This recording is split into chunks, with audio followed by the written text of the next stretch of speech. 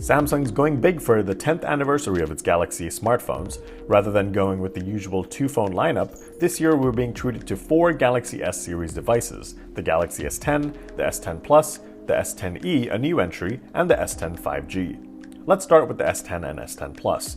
The two phones now share more features than ever before. For example, they both have the same exact triple camera setup. It means your purchasing decision really does come down to your size preference in a phone. Want the 6.1-inch S10? Go ahead, you won't have to worry about compromising on features.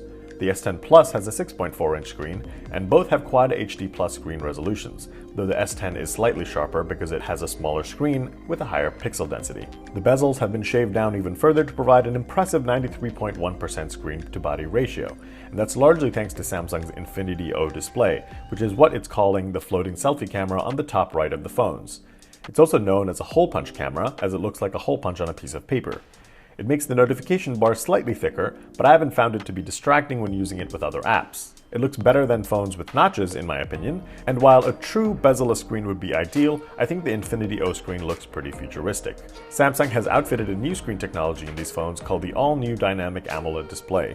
The features include HDR10 Plus certification, which means you're getting incredibly accurate colors and crisper image quality, and the screen also natively blocks more blue light, which is handy as taking in blue light from screens at night can affect your sleep, which in turn can affect your health.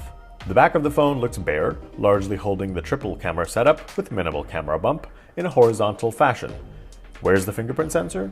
It's replaced with a new technology, an ultrasonic fingerprint scanner, which is embedded under the display on the front. We've seen in-display fingerprint scanners before on phones like the OnePlus 6T, but Samsung's version is using different technology that captures 3D contours of thumb and fingerprints. Samsung said it's more secure than ever, it has a FIDO Alliance biometric component certification to prove so, and there are also anti-spoofing mechanisms in place to keep it secure. This data also never leaves the phone, so you don't need to worry about it being stored in the cloud. It's more reliable than most of the in-display fingerprint scanners we've seen to date, and it's pretty fast. You can use this scanner to authenticate payments with Samsung Pay. This is now, though, the only secure biometric authentication tool on the new S10 and S10 Plus. Gone is the iris scanner. Face Unlock is still available, but it's not secure and meant more for convenience. Otherwise, the phones don't seem too different build-wise over last year's S9 and S9 Plus. The S10 Plus is tall and may need two hands for comfortable use, but the S10 is more manageable. There's glass on both the front and back as usual, and in case you're worried about screen protectors affecting the fingerprint sensor, Samsung said protectors will need to be certified by the company to work properly with ultrasonic tech, so make sure you grab the right ones. It's also worth noting that the 512GB and 1TB versions of the Galaxy S10 Plus come exclusively in a white or black ceramic backplate, as a commemoration of the 10-year anniversary. Ceramic has better scratch resistance and durability, on top of feeling more luxurious. There's still a headphone jack on the bottom of the phone, which is nice, next to the USB-C port. The Bixby button is sadly still here, and the stereo speakers are tuned by AKG and feature Dolby Atmos support, though we haven't tested them quite yet. The S10 and S10 Plus are powered by Qualcomm's Snapdragon 855 processor, so you should get fantastic performance. Both have 8 GB of RAM, but the 1TB S10 Plus model has a whopping 12 GB of RAM. They support micro SD card slots as well if you need more space. The phones are running Android 9 Pie with Samsung's new One UI interface, where there are now darker themes and critical elements of the interface are now positioned in the bottom half of the phone for easier access. There aren't a ton of new software features, but Samsung did say you can expect faster app launch times as the phone will learn your habits and preload apps before it thinks you will use them. Over to the camera, the S10 and S10 Plus have the same two cameras as last year's S9 Plus.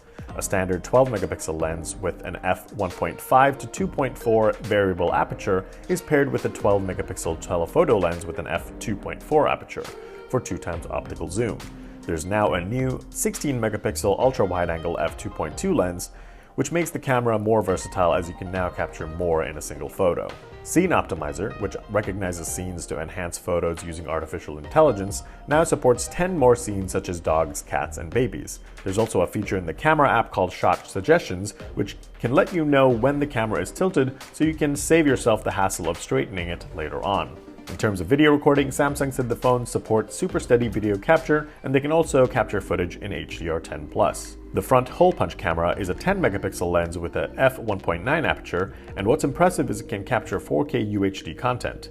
It's just a solo camera on the S10, but the Plus has a second 8-megapixel lens with the f2.2 aperture. This is just used for depth for better portrait mode selfies. The S10 has a 3400 mAh battery, but the S10 Plus gets a beefy 4100 mAh capacity. Sadly, the phones still only support Qualcomm's Quick Charge 2.0 fast charging technology, so it may take a while to juice it back up. Now over to the Galaxy S10e, you're getting many of the same features as the standard S10.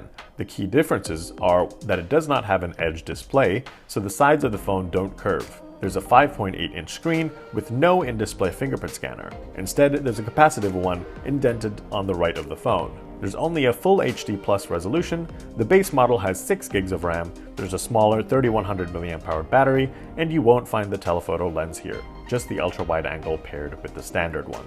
Finally, the Galaxy S10 5G shares almost the same qualities as the S10 Plus, but it's much bigger with a 6.7-inch screen, though Samsung said it's still around the same dimensions as the Galaxy Note 9. So when can you get one of these phones? Pre-orders on the S10, S10 Plus, and S10e start February 21st, and the phones ship March 8th. The S10e starts at $750, the S10 costs $900, and the S10 Plus will set you back $1,000.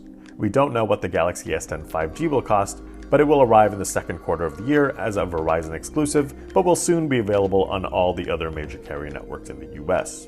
The S10 and S10 Plus specifically seem like the phones to buy, as they have everything and anything you'd want in a phone. But if the price is too high, the S10e is a compelling offer. There's no need to rush to buy the Galaxy S10 5G, as there won't be any kind of nationwide 5G service for quite some time.